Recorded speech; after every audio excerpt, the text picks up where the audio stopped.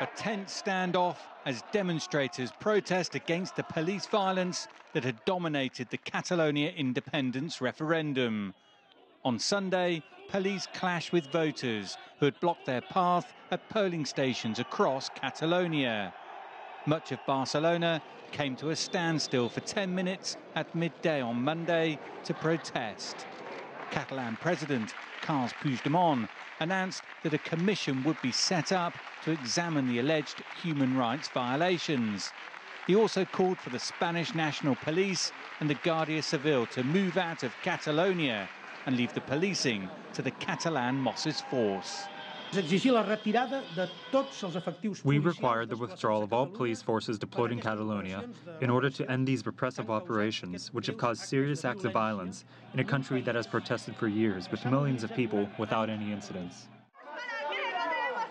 Outside of the police building, demonstrators demanded their voices be heard. The repression that happened yesterday is unacceptable. It's not part of the democratic system. Following an emergency ministers' meeting, it was announced the result of the referendum would be put before the Catalan Parliament. Puigdemont has called for international mediation. Despite a 90% vote in support of independence, some Catalan politicians believe the focus now should be on securing a legal and binding poll. I think we cannot say that yesterday there was a referendum to freely decide, but what we need today is to start immediately political negotiations to have a real binding referendum, because what we saw yesterday in the street of Catalonia is that there are lots of people, hundreds of thousands of people that want to decide and have a real referendum. Spain's Prime Minister Mariano Rajoy met opposition leaders in Madrid to discuss the issue. Rajoy had earlier dismissed the referendum.